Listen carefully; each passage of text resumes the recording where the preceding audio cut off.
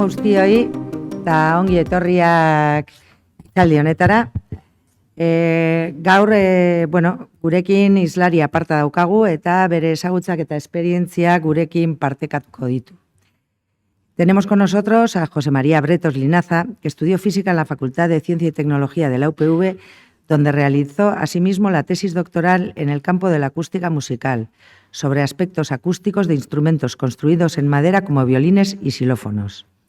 Es miembro fundador del Centro Superior de Música del País Vasco, Musiquene, donde es profesor de acústica musical y organología en el grado y máster de enseñanzas artísticas superiores de música.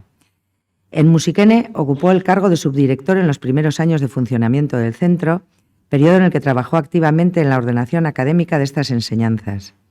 Posteriormente, ha contribuido asimismo a la definición del perfil laboral del profesorado de música en el grado superior y ello ha quedado plasmado en un convenio que armoniza el ejercicio simultáneo de la enseñanza con la actividad artística. En los últimos años, lleva a cabo una labor de divulgación en diversas líneas sobre la historia de los instrumentos musicales y su relación con el patrimonio artístico. En la conferencia que vamos a escuchar se describirán unas líneas generales sobre el funcionamiento acústico tanto del canto como de las familias de instrumentos musicales, cuerda, viento y percusión. Zurea da hitza, Josécho. Bueno, pues buenos días. En principio, muchas gracias por haberme invitado a la Facultad de Ciencias, que como ella ha descrito, pues yo también estudié aquí hace unos años, digamos. Bien, entonces esta conferencia la he titulado Principios acústicos básicos del canto y los instrumentos musicales, que va a constar de una introducción sobre más o menos en qué consiste la acústica musical y luego veremos un ejemplo práctico de cada una de las familias instrumentales, la cuerda, el viento, la percusión y finalmente el canto. La conferencia está concebida utilizando la tecnología de hoy día, ya que de manera doméstica pues se puede hacer un análisis acústico bastante avanzado. Por tanto, lo he orientado de manera que el alumnado interesado puede reproducir, no de manera inmediata, pero puede reproducir los cálculos que yo he hecho porque están realizados captando audio de un documento de YouTube, por ejemplo, pasándolo a un análisis con software de dominio libre, luego tratándolo en una Excel. Vale, son cosas que quizá de manera inmediata no es fácil hacerlas, pero cualquiera de los asistentes, si tiene un poco de paciencia, puede reproducir los cálculos que yo voy a presentar. Bueno, entonces, al comienzo, como fondo de pantalla, he escogido una obra de arte con instrumentos musicales que ilustra la variedad de los instrumentos, el canto incluido, sería esta pieza del Museo del Prado, pintada por Bruegel y por Rubens. Bien, entonces hay una primera parte introductoria que, dependiendo del grado del que procede el alumnado, puede resultar un tanto simple o un tanto compleja. He intentado hacer una pequeña didáctica muy sencilla sobre la matemática subyacente en las representaciones gráficas acústicas comunes, como es el espectro, por ejemplo. Entonces, vamos a partir de esta gráfica en blanco, en el cual tenemos en el eje vertical una dimensión, una amplitud adimensional. No nos interesa ahora qué unidades tiene, y en el eje horizontal tendríamos el eje de la frecuencia, concretamente desde 0 hasta 1000 hercios. Y entonces vamos a intentar representar ahí la descomposición en armónicos de una señal o de una oscilación sencilla como es la onda cuadrada. Vale, entonces eso es lo que entenderíamos por serie de Fourier. En este gráfico en blanco, que es lo que vamos a llamar espectro, vamos a representar mediante unas barras rojas una especie de estadística. Yo siempre suelo decir en clase que el espectro, en su versión más simple, se parece a una especie de gráfica electoral, en la que yo tengo unas barras y cada barra indica la mayor o menor participación de ese ingrediente básico de la onda, que en este caso sería el armónico. Por eso cada barra está alineada en un valor diferente de frecuencia, ¿no? 100, 300, 500, eso serían las frecuencias de las señales sinusoidales, cosenos y senos, que sumados de una manera combinada darían origen a la onda cuadrada. Esa sería en lo que es una serie de Fourier. Vale, concretamente en la onda cuadrada sucede, en este caso particular, que tendríamos solamente los armónicos impares y la relación de participación, la relación de amplitud es la que he colocado ahí. Pero sucede que la realidad es más compleja. ¿Por qué? Porque esos palotes rojos que tenemos ahí solamente son válidos cuando la señal es perfectamente periódica, lo cual supone que sea eterna en el tiempo y que no tenga ninguna variación de un ciclo a otro. Pero eso no sucede, porque cualquier muestra musical que vamos a tomar tiene una duración. Por tanto, tiene un ataque y una resolución del sonido, dos factores que son muy importantes en música. ¿Qué ocurre? Que el espectro se nos difumina un poco. Entonces, el espectro real sería esa línea roja discontinua que coincide en un 90% con la serie de Fourier, pero realmente lo que nos está diciendo es que todas las frecuencias en continuo, todas las frecuencias participan o son componentes de esa onda cuadrada que tenemos en este momento. Entonces, ¿qué ocurre? Que la serie de Fourier tenemos que descartarla. No podemos hacer una suma aritmética, tenemos que hacer una suma continua. Y esa suma continua lo hacemos a través de una integral. Bueno, no nos asustemos porque es la única fórmula que va a aparecer en la conferencia y simplemente la voy a explicar de manera muy cualitativa. Es decir, esa función temporal, f de t, la onda cuadrada, sería algo proporcional a una suma continua de una f mayúscula, lo que va a ser la llamada transformada de Fourier o espectro, multiplicada por esa exponencial compleja, que ahora la vamos a ver con mayor detalle. Bueno, vuelvo a insistir que esta explicación, los que provengáis de matemáticas y física, es muy elemental, los que provengáis de otros grados, pues puede ser más novedosa. Esa exponencial compleja es una forma compacta, utilizando la álgebra de números complejos, para integrar las funciones sinusoidales en virtud de esta igualdad, ¿no? La igualdad de la exponencial compleja y el coseno y el seno.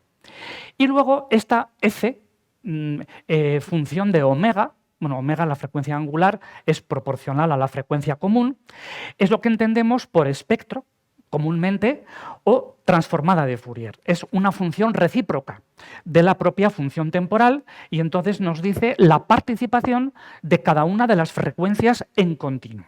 Vale. Bueno, pues entonces eso precisamente es la función matemática que va a ser siempre pintada cada vez que calculemos un espectro. Lo que sucede es que hoy día, hace ya tiempo, manejamos sonido digital. Entonces, esta transformada de Fourier tiene que tener un tratamiento matemático que voy a enumerar en 3 pasos, aunque es bastante complejo. En primer lugar, se va a hacer no sobre una función continua, se va a hacer sobre un sonido digital.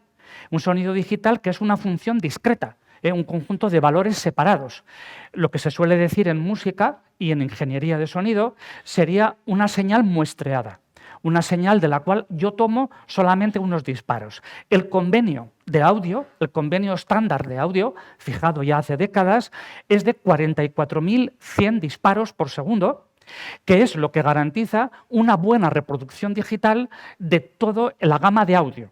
La gama de audio humana terminaría, los tonos más agudos que podemos escuchar, bueno, yo ya no, porque ya tengo edad, pero la gente joven que tenemos aquí sí, hasta los 20.000 hercios. Entonces, digamos que los teoremas matemáticos que sostienen el sonido digital nos dicen que necesitamos como mínimo 2 disparos por cada uno de los ciclos de la máxima frecuencia, ¿no? 40.000. Y se le añade un poco más para una serie de garantías de cálculo. ¿Qué pasa? Que a su vez, sobre esa señal muestreada, tenemos que calcular la transformada de Fourier. Hay que calcular el espectro mediante, no exactamente la expresión integral que hemos visto antes, sería la inversa de esa. Entonces, bueno, hay diversos algoritmos. El algoritmo más común es el llamado transformada rápida de Fourier, que además de varias características de él, es un algoritmo en el cual escoge un conjunto de muestras digitales de la señal, un conjunto que tiene que ser en número una potencia de 2. Bien, entonces de ahí surge un espectro también discreto, un espectro cuantizado, en el cual la resolución, la precisión que tenemos en frecuencia se calcula dividiendo la frecuencia de muestreo entre el número de muestras. Bueno, esto último resulta como un poco un trabalenguas, pero dicho de manera muy sencilla es lo siguiente. Si yo quiero reproducir el rango de 20.000 hercios y yo cojo 2.000 muestras, entonces los 20.000 hercios se me quedan divididos en 2.000 partes. Entonces yo tengo un paso de 10 hercios. Cada 10 hercios tengo muestra en frecuencia. Eso es. Entonces, claro, el mismo número de puntos que yo tengo en la función temporal la voy a tener en la función en frecuencia. Claro, si yo escojo un rango temporal enorme, digo, bueno, voy a escoger 3 años de muestra temporal para tener una precisión grandísima. Claro, entonces yo tengo una precisión gigantesca en la frecuencia. Lo que sucede es que no tengo precisión en el tiempo, porque si cojo una muestra temporal muy grande, sonidos sucesivos se me van a mezclar. Entonces, de ahí, del último cuadro, se emana lo que se llama el principio de incertidumbre de las transformadas de Fourier, en la cual ocurre que la variable tiempo, la variable frecuencia, son variables conjugadas que no se pueden calcular simultáneamente con total precisión. Bien, bueno, esa sería, de alguna manera, la matemática subyacente de lo que voy a comentar, que ya no la voy a tocar, porque a partir de ahora lo que voy a hacer es analizar una serie de gráficos acústicos sobre la hipótesis de que están bien calculados. Entonces, hay diversos gráficos acústicos estándar. Vamos a ver aquí principalmente 2, luego habrá un tercero. Uno es el espectrograma y otro sería el espectro común. El espectrograma, como indico ahí, es una gráfica en 3 dimensiones. Vamos a ir viendo los ejes, que aquí tenemos un eje horizontal, que es el eje del tiempo, un eje vertical, que es el eje de la frecuencia en hercios, porque aunque la pantalla es grande, igual desde lejos no veis bien los números. Concretamente aquí tendríamos una escala hasta 5 kHz. Y luego la gama cromática nos indica el nivel sonoro. El nivel de sonoridad, intensidad. Cada software, ahora veremos de dónde he obtenido cada software tiene un criterio cromático distinto, ¿no? Aquí, aquellos sonidos más intensos son los que tienen el color blanco, luego se pasa al color fucsia, color azul y un gris de fondo. Bueno, repito, cada programa tiene su propio código cromático. Entonces, concretamente, esta especie de mapa, bueno, hay una cosa que me faltaba comentar, y es que dado que el eje vertical es la frecuencia, en este caso los armónicos nos aparecen horizontalmente, no verticalmente, como ha sido antes en el espectro. Cada una de las bandas horizontales, ese sería un armónico. Y entonces, obviamente, aquí tenemos como si fueran 5 huellas dactilares que corresponden a 5 sonidos. Bueno, pues esto forma parte de una pequeña prueba didáctica que siempre hago en clase a comienzos de curso, que es que para risa de mis alumnos me grabo en el móvil las 5 vocales cantadas a un mismo tono, como vais a escuchar ahora. Y entonces esas 5 vocales son las que hacemos el análisis, que es lo que podemos ver ahora, si funciona el audio bien. Vamos a poder... No suena. Bueno. Algo ocurre que no suena el audio. Ahí, en ese altavocito, voy a intentarlo de nuevo. Bueno, no suena, pero serían las 5 vocales mías cantadas, y cada una de las vocales corresponden a una de las manchas, donde podemos ver pues, que la vocal se articula mediante movimientos del tracto vocal y los armónicos adquieren mayor o menor amplitud. Bien, este espectrograma se calcula, se obtiene mediante el software Audacity, un software de dominio libre. Cualquier persona interesada en análisis acústico se lo puede descargar y puede reproducir lo que yo he hecho. Bien, entonces ahora vámonos a ver el segundo gráfico. El segundo gráfico es un gráfico simplificado con respecto al anterior, en el cual hemos eliminado la variable tiempo. Entonces sería el espectro en el cual representamos los valores del nivel sonoro. Ahí aparece SL, en inglés Sound Level, que es de alguna manera una etiqueta estándar para indicar la intensidad, y abajo tendríamos la frecuencia. Bien, el nivel sonoro comúnmente se mide en decibelios. Los decibelios es una unidad especial, una unidad logarítmica. Bueno, sí que comento un detalle, que aquí los decibelios toman valores negativos. ¿no? Aparece arriba, estaría el 0, aparece en negativo. Bueno, esto no nos debe, simplemente es una consecuencia del tratamiento matemático de los sonidos digitales. En el ámbito digital se le otorga el valor 0 decibelios a la máxima ganancia que el sistema de grabación puede captar. Entonces, cualquier otra información que esté recogida va a ser un valor menor. Y por ese motivo los decibelios salen negativos. Bueno, pero la decibelio es una unidad relativa, lo que me importa es la diferencia de un valor a otro. Bueno, aquí tendríamos en color gris la forma de onda. Esa sería la forma de onda de mi vocal A, la vocal A que yo he cantado, que no hemos podido escuchar, pero yo he cantado, y esa vocal A tiene esa forma de onda. Es una forma de onda periódica. No es una onda, no es una forma simple, es una forma periódica. Y entonces el espectro me muestra una especie de estadística. Esos máximos indicarían la participación, la diferente participación de los diversos armónicos. Entonces, aquí sería el armónico fundamental, el armónico segundo, el armónico tercero. Bueno, esto lo vamos a poner en un gráfico alternativo que es más claro, más aplicado a lo que luego posteriormente voy a comentar, en el cual el espectro lo he representado con respecto a la frecuencia relativa, no a la frecuencia absoluta. Se puede ver abajo la frecuencia dividida entre la frecuencia fundamental. Entonces hay un detalle que es crucial en música, y es que en este caso de esa vocal entonada, más o menos, no ha salido el audio, pero sería algo parecido a eso. Esa vocal entonada corresponde a una vibración periódica.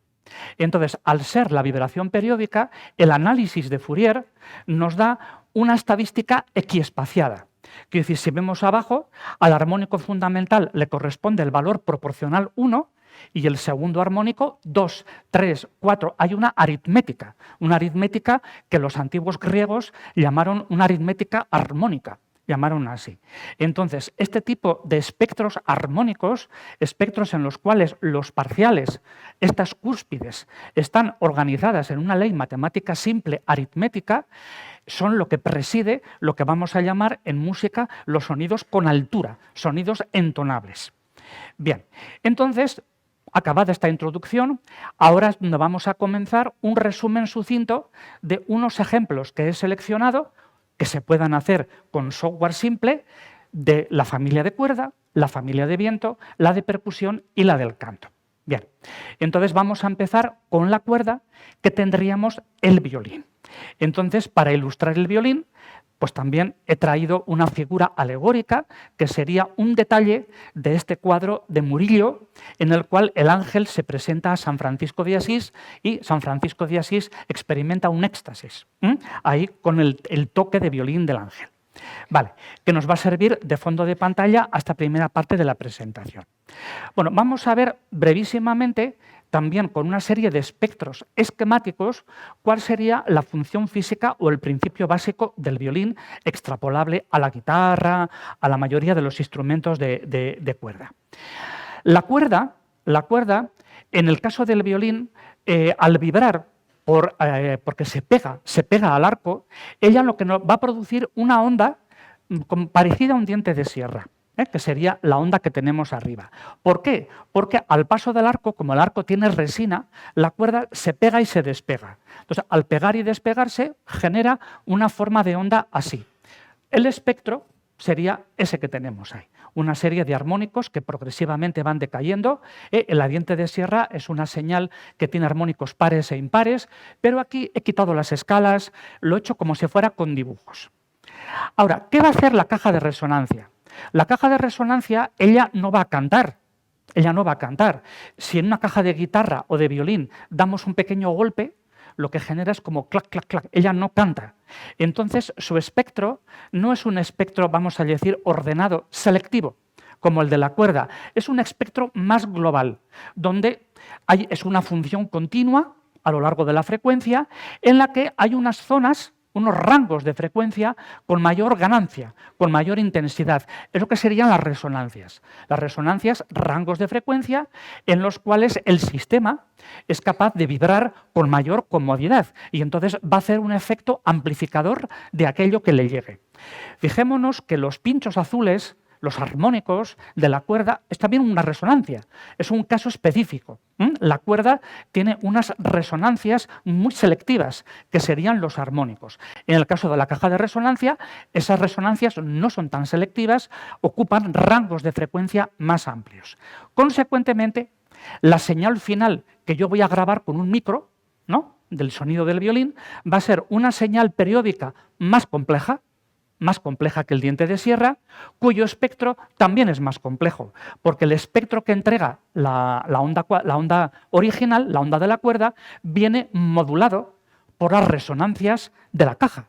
Entonces hay algunos armónicos que van a crecer, otros armónicos van a disminuir. Y entonces eso es lo que va a dar finalmente el timbre, el color característico de ese instrumento. Bueno, no obstante, por ejemplo, esto sería la explicación rápida de lo que es la función física del violín.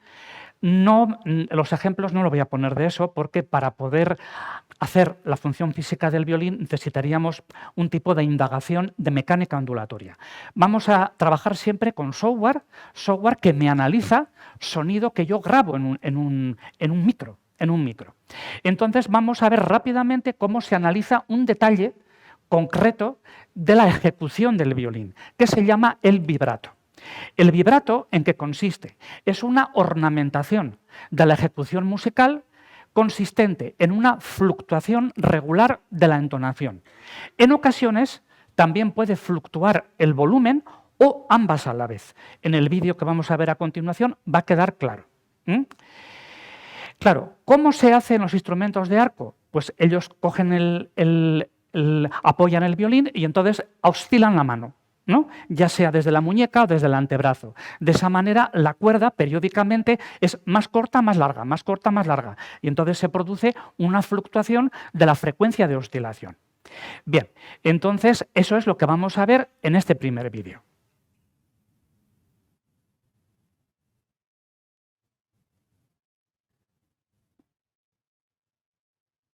Es que no va. No puedo. Vale,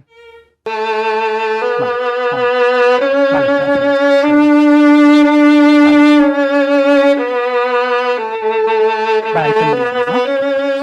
It sounds as if the vibrato is continuous. Vale, bueno, aquí la profesora que lo toca ahora lo explica, pero nos ha quedado claro. Bien, entonces, seguimos hacia adelante.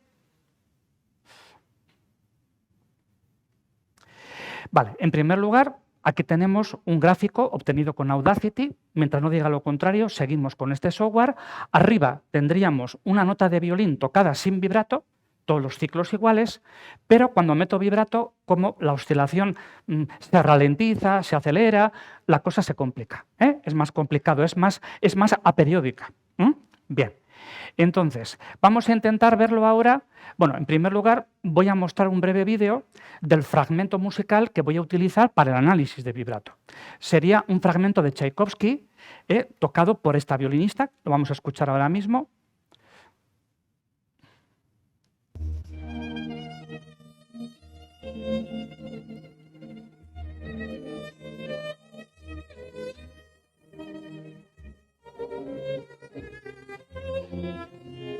Vale, sería este.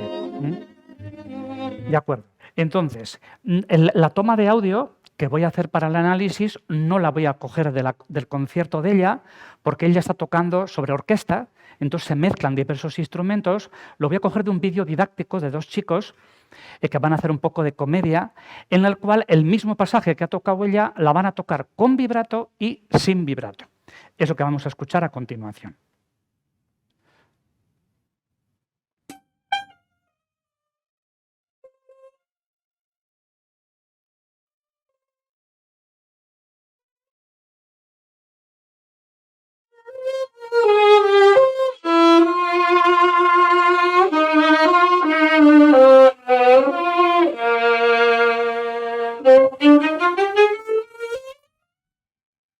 Y ahora el otro, por ese entusiasmo que tiene. Sí.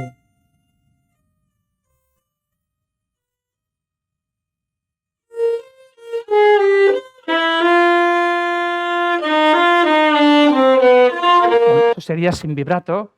Lo que pasa que, bueno, es un vídeo cómico donde este segundo chico también toca muy bien el violín. Aquí lo está haciendo con una pretensión didáctica que se explica posterior en el vídeo, ¿eh? Pero a mí me viene muy bien porque es un ejemplo muy claro, una toma sonora muy clara, que la podemos ver ahora mismo en el espectrograma.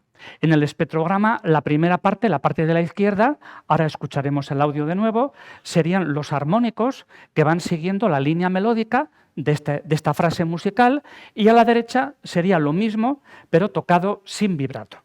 Entonces, claro, en la gráfica acústica se observa que el vibrato se manifiesta en que las líneas horizontales están sesgadas. Son líneas que tienen una fluctuación. Es como si hubiera un fenómeno ondulatorio doble. Tenemos el fenómeno ondulatorio de base, que es el propio sonido musical, y ese sonido es modulado. Por eso, por ejemplo, en los armónicos superiores se ve muy bien cómo la frecuencia está oscilando para arriba y para abajo. De lo cual luego vamos a ver un gráfico mejor. Cosa que, sin embargo, la nota correspondiente en el sin vibrato, en los armónicos son líneas horizontales planas, ¿eh? Entonces, bueno, aunque el audio ya lo hemos oído, esto correspondería a la primera parte. Que vaya a la otra.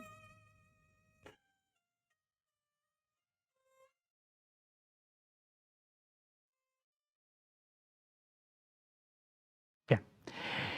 Ahora vamos a verlo con el espectro. Aquí tendríamos el espectro de una de las notas. He seleccionado una nota, ¿eh? Y entonces el espectro tocado con vibrato es así. ¿Qué ocurre? Que el espectro, la gráfica espectral, elimina información del tiempo, promedia en el tiempo. Entonces no podemos ver la trayectoria, el cambio temporal de la frecuencia. Lo que se observan es que los máximos de los armónicos tienen anchura, tienen ancho de banda, porque la frecuencia está oscilando. Cosa que, sin embargo, por ejemplo, cuando no hay vibrato, las resonancias de los armónicos son mucho más precisas. Ahora vamos a ver las dos puntas. Claro, digamos, el trazo azul es el que corresponde a la ejecución con vibrato, que barre mucho más campo, mucho más banda de frecuencia, mientras que en rojo serían cuando hacemos sin vibrato. Bien, si queremos ahora seguir la pista temporal a cómo la frecuencia evoluciona, tendríamos el gráfico que estoy mostrando a continuación, el cual hay que hacerlo con otro software de dominio libre, que no es Audacity, es Pratt. Quien quiera reproducirlo, para poder hacer un seguimiento de la entonación o un seguimiento en el tiempo de la frecuencia fundamental, también hay software gratuito, concretamente Pratt, que es un software muy bueno. Entonces aquí lo que tenemos es la frecuencia con respecto al tiempo, ¿eh?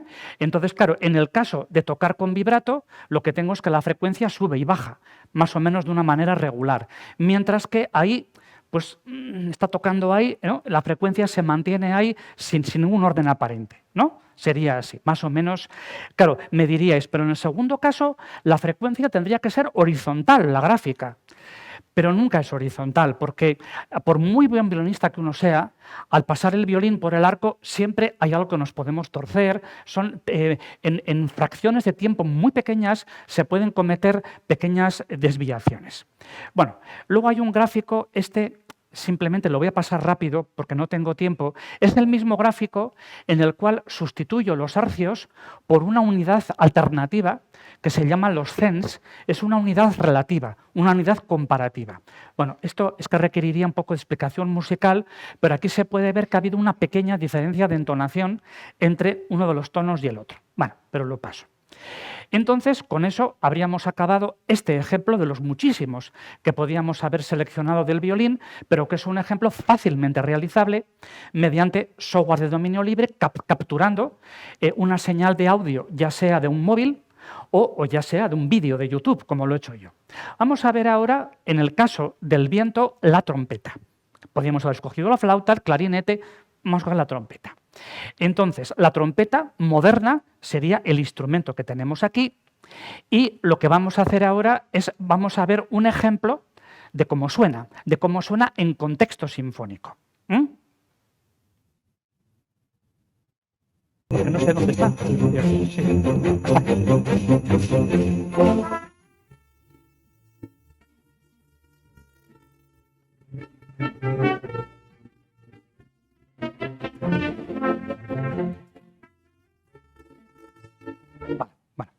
Entonces ahora tengo que buscar otra vez dónde está mi presentación para poder abrirla. Vamos a ver. Presentación con diapositivas. Desde la diapositiva actual. Bien. Entonces, por ejemplo, la trompeta realmente es un tubo rectilíneo, pero que está arrollada. Entonces, arriba he mostrado cómo sería una trompeta antigua, las primeras trompetas, muy distintas a las actuales, estirada. En el caso de la trompeta moderna es más corta, ¿no?, que las trompetas originales que se usaron en repertorio sinfónico. Bien, el hecho de que se enrolle el tubo, eso no modifica sus propiedades acústicas. Lo que sucede es que las trompetas tienen unos pistones, eso que tenemos ahí. Entonces, los pistones, ¿qué es lo que hacen? Los pistones, al pulsarlos, lo que me añaden es un tramo de tubería. Por ejemplo, aquí en esta figura, una figura tomada de Wikipedia, porque está muy bien dibujada. Arriba tendríamos a la izquierda el pistón sin pulsar. Cuando yo pulso, claro, la trayectoria del aire es más larga. Es decir, cuando tenemos aquí, el aire pasa por el tubo horizontal. Pero cuando yo bajo este pistón, este camino lo que hace es que el aire dé toda una vuelta circular, y entonces sigue por aquí. Entonces los pistones lo que hacen es prolongan la tubería y eso al músico le da más posibilidades de encontrar sonidos. Aquí tendríamos una animación en la cual se puede ver lo que acabo de decir, ¿no?, cómo el pistón prolonga la tubería. Y ahora vamos a ver en este otro vídeo una serie de indicaciones que los expertos dan para poder tocar convenientemente. Y que con él vamos a aprender la función física de la trompeta. A ver si funciona bien. We're going to first play the pedal tone on just our lips, free buzzing. Claro, digamos que ellos, el primero que va a hacer él es decir, yo quiero tocar un tono, lo voy a intentar tocar con los labios. Eso es fundamental en la técnica de trompeta. Porque ellos tienen que cantar el tono desde los labios. Free buzz, that low F, then take the mouthpiece. Ahora lo va a and buzz hacer it con on la the boquilla. mouthpiece.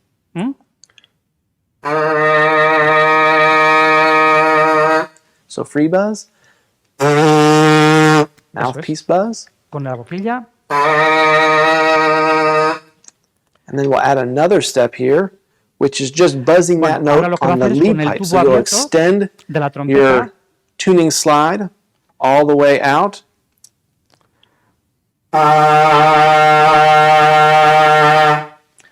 Once it feels real comfortable, Cuando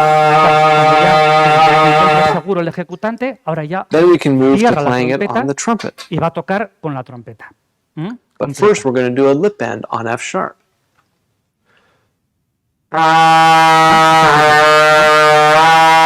Sería el sonido de la trompeta.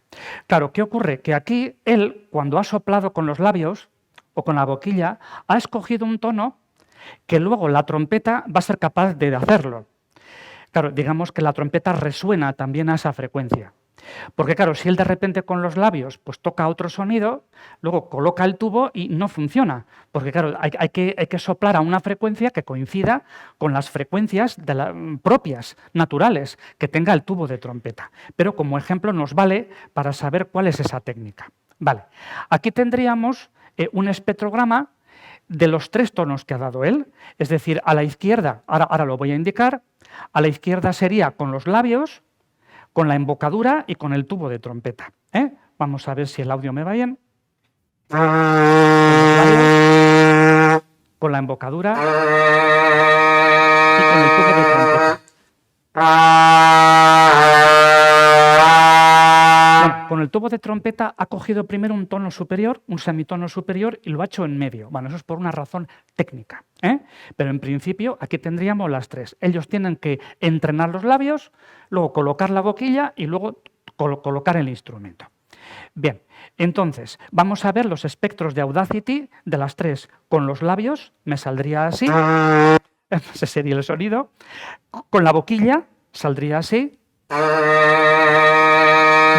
a ver, con la boquilla Es una pena, claro, es que los vídeos de YouTube, pues el maestro ha grabado, no ha grabado para mí, lo ha grabado para ilustrar la técnica de trompeta. Claro, la boquilla radia mal el sonido, ¿no? Porque el sonido sale por el tubito exterior y no se oye del todo bien. Una grabación más cuidada, podríamos haber visto cómo la boquilla añade una resonancia propia al sonido emitido por los labios. Y luego tendríamos el tono ya de la propia trompeta, sería este. Bueno, es el tono del medio, porque él técnicamente primero toca un tono superior. Entonces, ahora podemos ver los tres juntos y, claro, uno podría pensar, bueno, si de repente yo canto con los labios, luego con la boquilla, luego con todo el tubo, y de repente con el tubo suena más, pues parece que aquí hemos violado el principio de la energía. Es decir, ¿cómo es que el tubo amplifica? ¿De dónde sale la energía? ¿No? Porque al final la energía que yo entrego es la de los labios. Claro, lo que sucede es que con los labios yo radio mal. La energía es la misma. La energía que yo pongo para sonar es igual si yo vibro con los labios o vibro con el tubo. Pero lo que sucede es que los labios radian mal. Entonces, al coger el micro coge una porción pequeña de lo que sale. Pero claro, cuando yo cojo el tubo tiene un pabellón y el pabellón radia de manera muy direccional. Por ese motivo, con el micrófono exterior se registra más energía. Pero se registra más energía simplemente porque hay un campo sonoro distinto, no porque de repente al tubo de trompeta le he enchufado yo a un amplificador externo. Eso sería una amplificación. Pero ahí tendría. Bueno, al final el tubo es dominante y el tubo es el que permite perfilar las resonancias que van a dar la entonación de la trompeta. Y vamos a ver una segunda característica que es muy importante para los trompetistas, que es lo que se llama el uso de la sordina. La sordina es esa pieza que tapa el pabellón. Entonces, la sordina, como indica la palabra, lo que intenta es enmudecer. Si yo quiero tocar la trompeta, no molestar a los vecinos, pues pongo una sordina, lo que se llama la sordina de estudio. Pero las sordinas, como vamos a ver aquí, no tienen solo esa función. Son también un filtro, son filtros. En física diríamos un filtro en frecuencia, que es lo que me cambia la naturaleza espectral del sonido. Y eso en música significaría que me va a dar un color especial. Bien, entonces vamos a ver un vídeo, bueno, concretamente vamos a ver un ejemplo de esta sordina, la llamada tipo straight o tipo recta, que es la más común. Hay muchísimas sordinas. Entonces vamos a ver un vídeo de, a ver, creo que es este. A ver, que no veo nada, perdonadme. Sí, a ver, creo que es un ejemplo para ver en contexto el uso de las sordinas.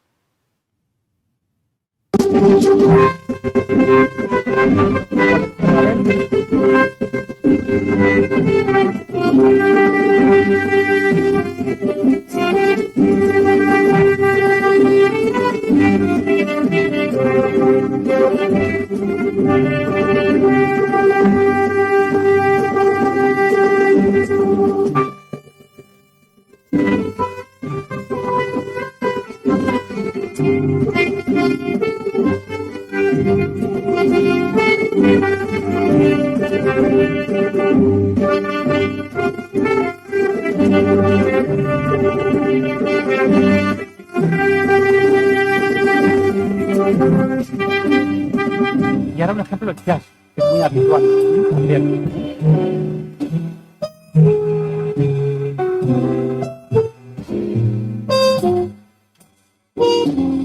Ese sonido más silbante y más nasal, que gusta mucho a los músicos. Entonces, vamos a ver ahora, como siempre, el espectrograma primero. A la izquierda, bueno, esto lo he tomado, no lo he comentado, no lo he tomado este espectrograma, no lo he tomado de los vídeos anteriores, lo he tomado de este otro, de un trompetista que hace una demostración sin y con sordina. Vamos a verlo. Se me había olvidado mostrar este vídeo. Now that we've talked about the features and benefits, let's see how they sound. First, I'll play a passage without a mute. Ahora sin sordina. Y ahora el con sordina. Now let's hear what it sounds like with the all-aluminum model. Ahí se ve como la sordina lo que provoca ese sonido más nasal y más silbante. Entonces aquí tendríamos el espectrograma Sin sordina, con sordina. Aquí se puede ver cómo sin sordina los armónicos graves son muy potentes, aparecen aquí el color blanco, eso se pierde cuando hay sordina. Pero, sin embargo, en el agudo, la zona superior, digamos que sin sordina van siendo más débiles y, sin embargo, hay ganancia ahí. Eso lo vamos a ver mejor en el espectro. Aquí tendríamos el espectro sin sordina. Aquí tenemos como un galimatías de armónicos porque lo he calculado para toda la frase musical completa. Entonces, aquí tendríamos el espectro sin sordina, para el cual la frecuencia promedio, esa frecuencia promedio es un promedio ponderado. Es una frecuencia ponderada según el nivel sonoro. Nos saldría aproximadamente 2050 hercios. Eso es. Esta línea que pongo aquí sería una envolvente del espectro para que nos dé idea cuáles son los armónicos relativamente más potentes y más débiles. La escala va de 0 a 10.000 hercios. Ahora vamos a ver, eso sería el sonido, el espectro con sordina. Lo que tenemos es una envolvente más plana, han caído los armónicos graves, pero los armónicos agudos están mejor. ¿Por qué? Porque la sordina, habría que ver su diseño, tiene una mayor capacidad radiativa para frecuencias agudas, concretamente esta. Otras pueden ser distintas. Entonces, el promedio ponderado de la frecuencia es más alto. Bien, aquí tendríamos superpuestas las dos, ¿no? Las dos gráficas, una de otra, y finalmente lo que podemos ver es las envolventes, como por ejemplo a baja frecuencia es evidente que la sordina absorbe, por eso la línea roja es más baja, pero sin embargo a alta frecuencia la sordina es más eficaz a la hora de radiar sonido que el propio pabellón abierto. Entonces, por eso las sordinas no solamente enmudecen el sonido, también lo que hacen es filtran, cambian el color. Vale. La tercera parte serían los instrumentos de percusión. En los instrumentos de percusión he escogido 3 casos porque la percusión, entre otras muchas cosas, se caracteriza porque la vibración no es periódica o hay pérdidas de periodicidad, no es una vibración tan ordenada. Entonces, ¿por qué la percusión tiene problemas a la hora de vibrar de una manera inarmónica, de una manera no periódica? Porque pueden suceder 3 cosas. Por un lado, que el material de construcción sea muy rígido, como es el primer caso de los xilófonos que vamos a ver. La rigidez, me llevaría tiempo explicarlo, pero la rigidez es una de las causas de la inarmonicidad, de que las resonancias no van a seguir una ley entera de frecuencias. También es la complejidad geométrica. Por ejemplo, los tambores, que son bidimensionales, un tambor, un parche de tambor, lo podríamos construir con el mismo material que una cuerda de violín. Se podría construir con el mismo material, pero una cuerda de violín es unidimensional y un parche de tambor es bidimensional. Al ser bidimensional, lo que tengo es muchísimos más modos de vibración. Los que provenís de física, eso lo conocéis muy bien, pues los modos de vibración van asociados a las simetrías del sistema. Pues hay muchos más modos de vibración y tengo menos probabilidad de que los modos de vibración sigan una ley entera. Por tanto, la vibración de los parches de tambores, por muy ligeros que sean, por muy poco rígidos, flexibles que sean, van a ser tendentes a una vibración inarmónica. Y luego otro tercer elemento es que en percusión se manejan muchas veces instrumentos múltiples, como por ejemplo las sonajas de una pandereta, que es lo que vamos a ver. Al haber cantidad de elementos, tendemos a la aleatoriedad, como por ejemplo el ruido del mar, y por tanto esa vibración resultante no es regular y no es entonable. Bueno, realmente la familia de percusión consiste en 2 familias. La familia que podríamos llamar de elementos rígidos, para lo cual se usa un neologismo griego, idiófono, que significa el propio cuerpo del instrumento, es el que resuena, o membranófonos, que son aquellos que el sonido se produce golpeando o friccionando una membrana. Bien, vamos a ver el caso del xilófono, el primero, y vamos a ver este vídeo, que sería pues, una ejecución.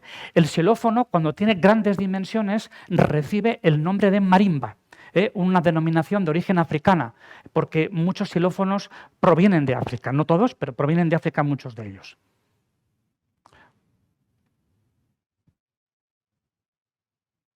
Bueno, este vídeo es que antes ha dado un pequeño problema. No, ahí va. Es que tenía una dificultad.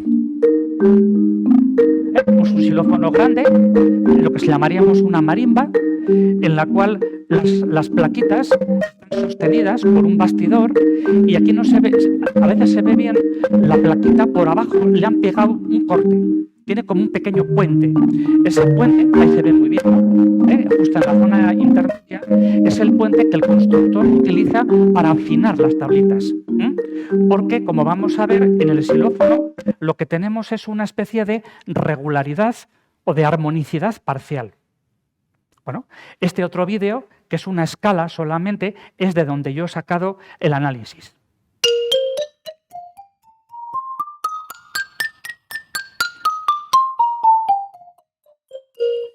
Se trata de una vibración periódica porque la puedo cantar, pero no tan perfectamente periódica como la del violín o como la de la voz humana. Vale, entonces, como siempre, vamos a sacar aquí el espectrograma, es lo primero que sale. Aquí podemos ver en la escala abajo lo que se llamaría el primer parcial. Claro, en la percusión, como los armónicos no forman relaciones enteras entre sí, no necesariamente, en este contexto a los armónicos se les suele llamar sonidos parciales. El parcial primero, el parcial segundo, que en algunas notas está un poco desdibujado, el parcial tercero. Vale. Bueno, vamos a ver ahora en los espectros, se ve mucho mejor. Aquí sería el espectro de la nota más grave que ha tocado. La forma de onda es una forma de onda regular, pero hay unos ciertos cambios de un ciclo a otro. Hay como un 80% de regularidad. Vale. Ese sería el tono. Ahora la he representado con respecto a la frecuencia relativa para poder ver los ratios o las relaciones de frecuencia. Entonces aquí tengo el primer parcial, el segundo parcial, que es la proporción 3, y el tercer parcial, la proporción 6. Es decir, el constructor del xilófono se ha apañado para que algunos de los parciales tengan relación armónica y para que la vibración sea lo más periódica posible, ¿no? Aquí está parcial primero, parcial segundo, parcial tercero. Ahora, en la otra nota que he seleccionado, la octava superior, aquí si hacemos lo mismo, aquí aparece el parcial primero y el parcial segundo en relación 1-3, ya el tercero no. Ya el constructor no ha podido el tercer parcial, digamos que ajustarlo así. La nota más aguda es una nota más regular porque viene dominada por el armónico fundamental. Los demás armónicos son menores. Vale, así que hemos podido ver aquí las dificultades de la periodicidad que tenemos con el xilófono. Ahora vamos a ir con un instrumento cuya dificultad de periodicidad es mayor, que sería, en el caso del xilófono, es debido a la rigidez del material, en este caso es debido a que el parche es bidimensional y nos añade muchas resonancias.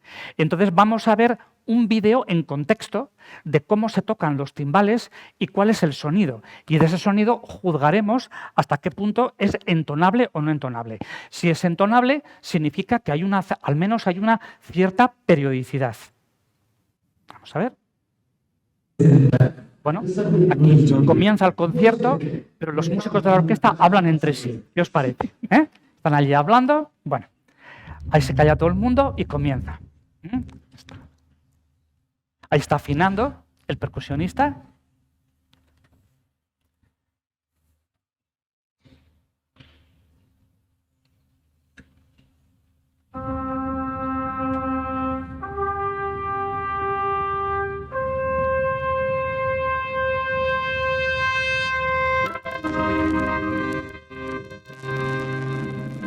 Ahí estaría el solo de timbal.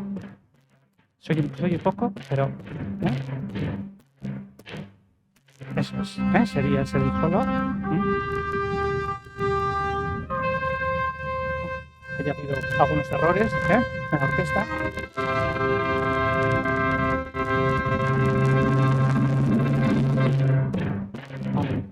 Bueno, hay una parte que es entonable, ¿no? Es como si fueran unas llamadas, pam, pam, pam, pam. Hay una parte que es entonable. Bien, entonces, el espectro sería así. Es un espectro mucho más desordenado, no hay unas resonancias tan claras, porque tenemos aquí mucha dosis de falta de periodicidad. Por ejemplo, la forma de onda. La forma de onda no es estrictamente periódica, es más compleja. Entonces aquí, bueno, identificando con cuidado los parciales, bueno, ahí está sonando, ocurre que, por ejemplo, los parciales del sol, los que están en verde, ahí tenemos la cúspide que corresponde a 102 hercios, el fundamental del sonido sol. Hay un segundo parcial de la nota sol que va a la octava, luego ahí, tensando adecuadamente el parche, han conseguido que un par de modos de vibración al menos vayan en octava.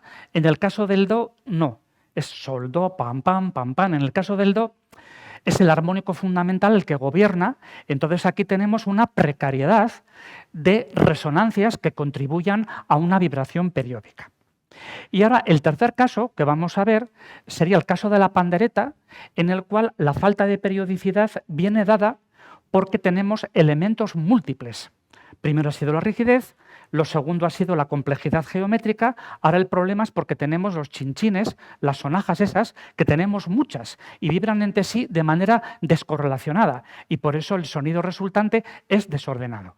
Vamos a ver la pandereta en contexto sinfónico.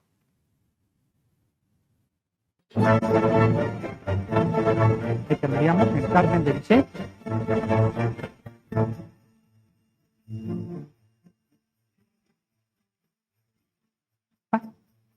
Bueno, vamos a cortar el vídeo. Ahora a continuación hay otro vídeo donde un percusionista toca la pandereta mientras él va escuchando el tejido sinfónico. Nos da una idea de cómo se toca la pandereta en contexto sinfónico, que es lo que luego voy a analizar. Los diferentes toques, más suave, más fuerte, involucrando más chinchines, más sonajas. Ahora lo apoya en la pierna para que suene menos. Vale, eso sería. Bien, entonces, vamos a ver el vídeo sobre el que voy a hacer yo el análisis acústico.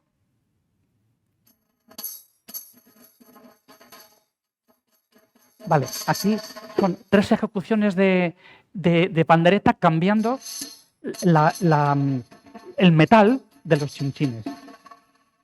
Entonces, cada una tiene un color especial, aunque sean sonidos que no son entonables. Vale, entonces ahora, si vemos como siempre el espectrograma se complica porque ocurre que aquí no tenemos una regularidad armónica como tenemos antes. Entonces, con esos cuadros amarillos indico las bandas de frecuencia que son dominantes en cada una de las panderetas que estamos escuchando. Bueno, ahí pongo sonajas porque aquí nos estamos fijando en la vibración de las sonajas, que no del parche, ¿no? Sería así. Vale, esta sería la última. Vale, entonces ahora, aquí tendríamos la vibración. Una vibración bastante irregular, que tendríamos que ver, habría algún principio de correlación entre un ciclo y otro, pero no es tan evidente. Y aquí tendríamos, lo voy a pasar rápido, el espectro de la primera, la línea roja sería el valor promedio de frecuencia, el espectro de la segunda, el espectro de la tercera y el espectro de la cuarta. Claro, aquí no tenemos resonancias armónicas, lo que tenemos es una especie de campo continuo con una serie de bandas de frecuencia dominantes, y esto es lo que habría que analizar en la acústica de lo que sería la pandereta. Vale. Y ahora nos queda ya el último tramo de la conferencia, que sería el canto. Y para el canto he seleccionado de fondo de pantalla un teatro por 2 motivos. Porque bueno, el canto es una manifestación musical amplísima. Me voy a referir al canto lírico, al canto de ópera. El canto de ópera va indisolublemente ligado a los teatros de ópera, porque todos sabéis que el canto de ópera está concebido para escucharse sin amplificación. Por tanto, claro, cuando queremos analizar una voz operística, la tenemos que analizar en el campo sonoro de un gran espacio físico. Y luego, concretamente, he escogido este teatro de Catania porque después va a aparecer un ejemplo de un maestro compositor de ópera de Bellini. Bien, entonces, vamos a ver brevemente cómo funciona la voz humana. Bueno, este es un gráfico básico comparativo. A ver, la creación de sonido, la fonación, está en la garganta, en una parte llamada la laringe, que la vamos a ver a continuación, cuya función física es similar a lo que tienen las cuerdas en el violín. Mientras que el tracto vocal es el espacio aéreo de la cavidad oral y la cavidad nasal, cubren la misma función que la caja armónica del violín. Bien, Claro, ahora vendría la pregunta, bueno, pero ¿cómo es la laringe? La laringe es la parte superior del conducto respiratorio, ¿no? En el cuello tenemos el conducto gástrico, el esófago, luego tenemos la tráquea. La tráquea finaliza en una estructura que tenemos aquí a la izquierda en forma como una pequeña copa que se llama la laringe. La laringe es un tejido cartilaginoso, como la oreja, por ejemplo, ¿no? Entonces, ahí tenemos la visión vertical y la visión desde arriba. Vamos a ver sus partes principales. Lo de abajo es el último anillo de la tráquea, se llama el cartílago cricoide. Luego, lo que sería la copa en sí, esa copa se llama el cartílago tiroide porque en su proximidad está una glándula que es la glándula tiroidea. Luego, ahí abajo, en la parte trasera, la parte posterior, hay dos cartílagos de forma triangular que se llaman los aritenoides que giran y entonces permitan que las cuerdas vocales, que son estas dos, se abran. Y entonces eso va a permitir respirar, como vamos a ver luego. Y luego las cuerdas vocales serían esas, que no son unas cuerdas realmente, lo que es una capa celular, la parte final de una membrana, en un vídeo lo vamos a ver, y de un tejido que se llama tejido epitelial o mucosa. Y luego tenemos los músculos. Hay muchos músculos laríngeos importantes, pero los dos parejas de músculos fundamentales en el habla y en el canto son los que voy a poner ahora. Los llamados tiroaritenoideos, que son unos músculos que van del cartílago tiroides a los aritenoides, son paralelos a las cuerdas vocales, y luego hay unos músculos en la base que se llaman los cricotiroideos, que son los que van desde este anillo, enganchan este anillo con la parte superior. Como vamos a ver luego en el vídeo, provocan una basculación. Vamos a ver primero un vídeo de cómo funciona la laringe. Bueno, a ver, parece que no sale. A ver, es que este vídeo no tiene audio. A ver si lo pillo por ahí de algún sitio. Si sale, ahí está. Es decir, aquí los aritenoides giran y entonces las cuerdas vocales se retiran, el aire pasa, ¿no? Aquí tenemos respiración normal, posición de susurro, y aquí tendríamos ahora fonación, porque se cierran los dos aritenoides y las cuerdas vocales impiden el paso del aire. Ahora vamos a ver cómo el aire intenta pasar. Intenta pasar ahí y entonces abre las compuertas y se vuelven a cerrar. Aquí el funcionamiento de las cuerdas vocales, esa apertura y cierre, que lo que consiguen es que el flujo continuo de aire se convierta en un flujo palpitante, está gobernado por dos principios. Uno sería el principio de Bernoulli, es uno de ellos, que es un poco el equilibrio entre presión y velocidad, y otro es también un poco la naturaleza elástica del tejido celular de las cuerdas vocales. Y ahora no me queda más remedio que volver a la presentación y buscar la diapositiva. Bueno, a ver, antes de hacer eso, a ver si consigo ver el vídeo sin meterme en la presentación. A ver, es que no lo encuentro. Es que los tengo ordenados. A ver. Presentación con diapositiva, desde la diapositiva actual. Este sería un vídeo en el que se puede ver, eso es, el papel de los músculos.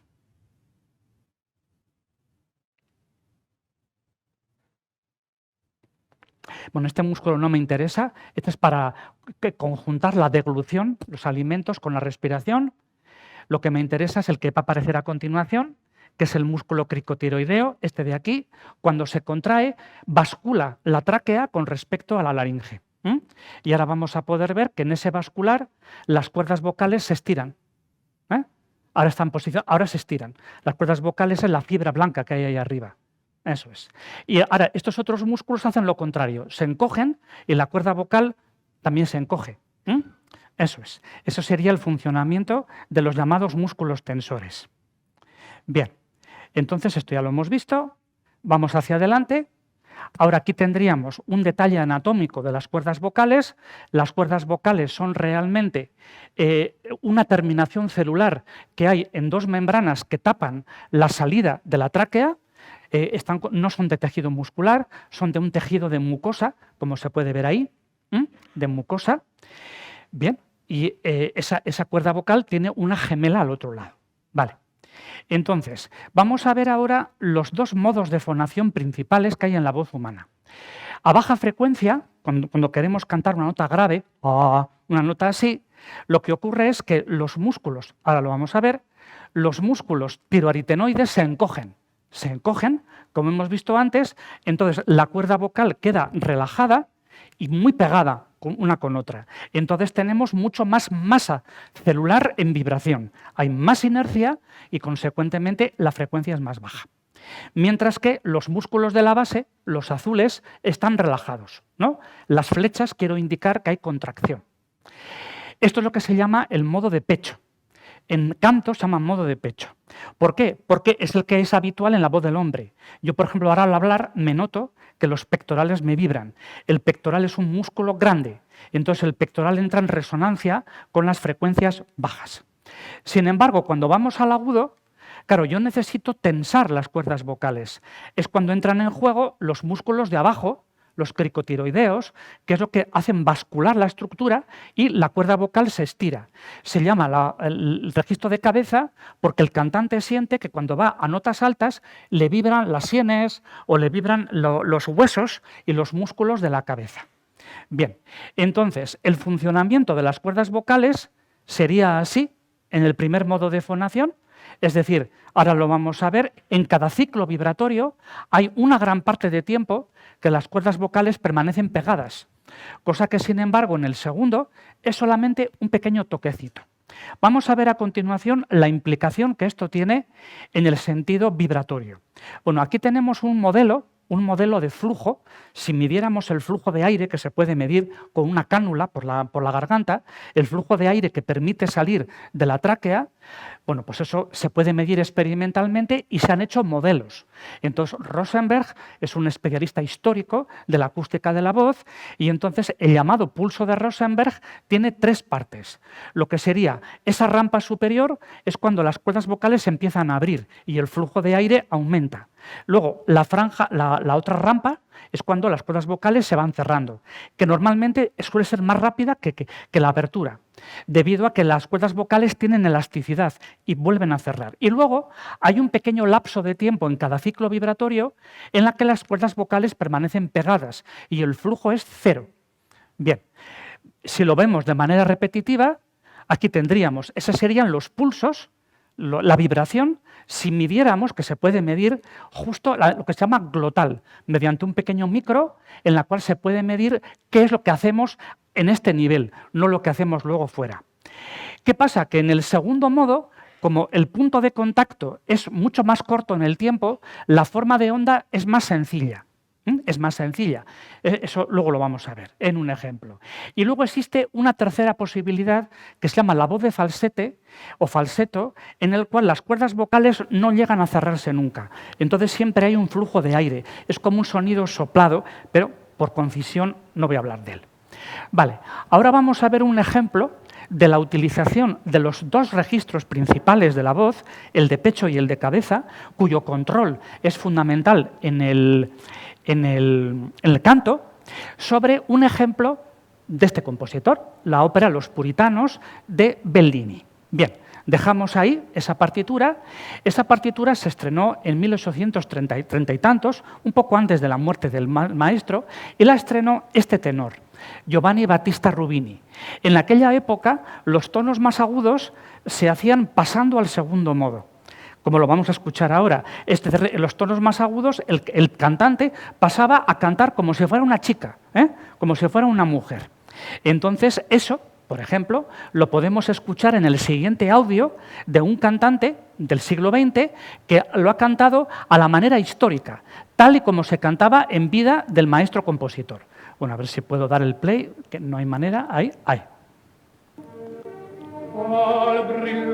Ahora os avisaré la nota que hay que fijarse.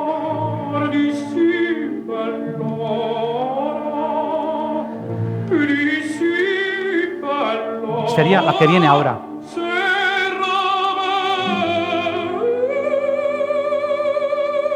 Claro, esa nota que acabamos de escuchar es muy alta, pero lo que hace el cantante es hace una transición al segundo modo de vibración y suena como una voz de mujer. Bueno, ahora vamos a ver qué ocurrió. Justo en esos años 30 y 40 del siglo XIX, vino otro tenor, un tenor francés, Gilbert Duprés, que lo que hizo es, no, yo las notas agudas las voy a cantar como canto en el grave. Entonces voy a conseguir, aunque desde fuera uno no tiene control de lo que pasa dentro, hoy físicamente diríamos, voy a conseguir que las cuerdas vocales en cada ciclo de vibración estén pegadas entre sí. Bueno, eso requiere un ejercicio de respiración, eso requiere un entrenamiento atlético. Y con Gilbert Duprés comienza lo que se llama el do de pecho. Es decir, esa nota aguda es un do sostenido, entonces se llama de pecho cuando lo estoy cantando desde el registro grave. Es decir, con las cuerdas vocales, que en cada uno de los ciclos las cuerdas vocales se pegan entre sí. Entonces, por ejemplo, uno de los que canta o que cantó en el siglo XX de esa manera sería Alfredo Kraus, en el cual vamos a escuchar la ejecución del mismo ejemplo. Se oye poco, ¿no? Pero ahora voy a indicar la nota donde está.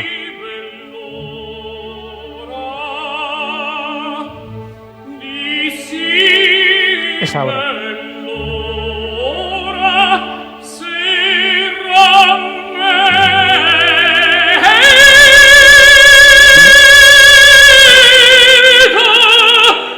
Claro. Aparte del volumen, que es mucho mayor, el color, él no altera en ningún momento el timbre vocal desde el grave. Entonces está intentando, digamos, extender al agudo el modo de fonación que lo tienen los tonos bajos. Bueno, pues aquí tendríamos el espectrograma comparado, aquí tendríamos el fundamental, la primera línea blanca, y luego los armónicos superiores en un caso o en otro, pero voy a pasar a los espectros, que lo vamos a escuchar mucho mejor. Aquí tendríamos el espectro de la nota cantada en segundo modo por el primer cantante, ahora vendría el que canta Alfredo Kraus, el segundo, y ahora los dos superpuestos. Eso es. Claro, entonces, claro, digamos, en rojo se vería el efecto de cantar esa nota aguda mediante el mecanismo de fonación propio de las notas bajas, que es una forma mucho más viril, vamos a decir, ¿no? Entonces, a mediados del XIX cambió la moda de cantar eso, porque también cambió la dramaturgia de la ópera. Los héroes del XVIII, comienzos del XIX, vamos a decir que eran más blanditos, y luego ya pues vinieron los hombres de pelo en pecho, que serían los grandes héroes verdianos y wagnerianos, y había que cantar de ese modo.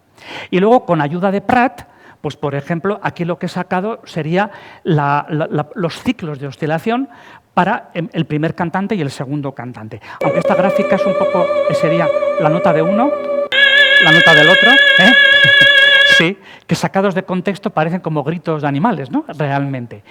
Bien, y entonces, bueno, pues aquí volveríamos al Teatro de Catania que vuelve al cuadro de Rubens, y volvemos a la presentación de la conferencia, y disculpadme por haberme prolongado unos minutos más del tiempo establecido.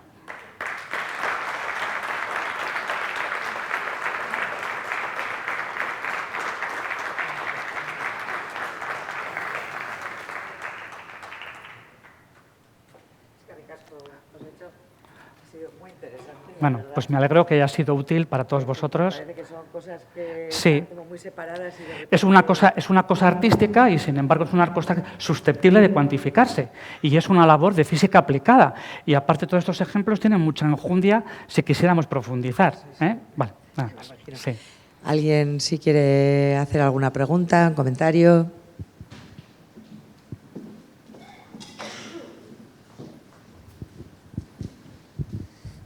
Apa, gracias por la conferencia. Yo tengo una duda en las sordinas de las trompetas, que has comentado que aparte de ensordecer el sonido y que no suene tanto, cambia el timbre. Sí. Para hacerlo sonar como más nasal o de alguna manera un sonido distinto. ¿Eso los diseñadores lo hacen aposta o es una consecuencia de querer ensordecer el sonido? Bueno, en origen las sordinas se hicieron con una finalidad de estudio, para intentar amortiguar el sonido y no molestar.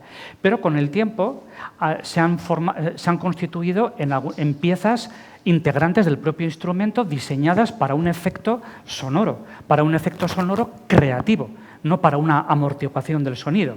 Entonces ya van diseñadas en diferentes materiales, en diferentes formas. Hay una familia inmensa de sordinas. Solamente en la sordina straight, la que hemos visto, igual hay 10 modelos distintos modificando la composición metálica de la copa que tiene al final. Entonces, ¿por qué tanta sofisticación en materiales y formas? Porque cuando colocamos una sordina en la trompeta, la sordina se convierte en el elemento que radia sonido hacia el exterior. Entonces, dependiendo de su diseño geométrico y de su material, la radiación es distinta, porque absorbe una banda de frecuencias, repele otras. Entonces, hay todo un mundo de diseño, ¿eh? Y hay, lo menos igual, hay 10 modelos distintos de sordinas estándares. Eso es. Gracias.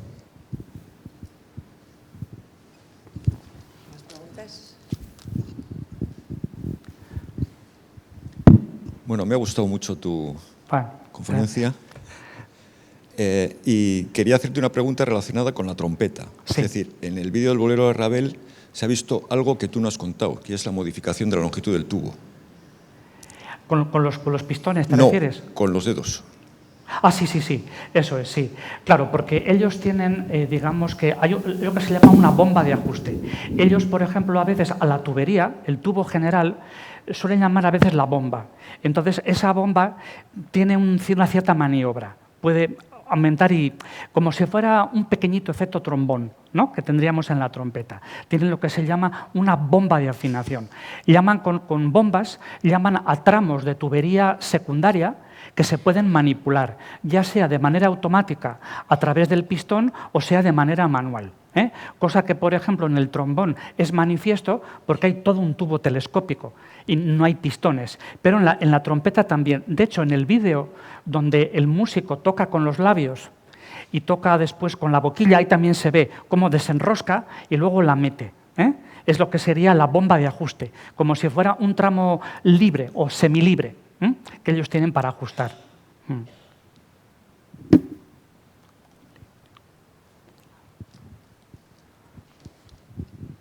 ¿Alguna pregunta más? Bueno, pues eskerrik asko, Josecho. Sí. Ha sido interesantísimo. Vale, pues me alegro mucho. Y te volveremos a Bueno, pues llamar. hasta la próxima. Vale, Venga, muchas eskerrik gracias. asko. Muchas gracias.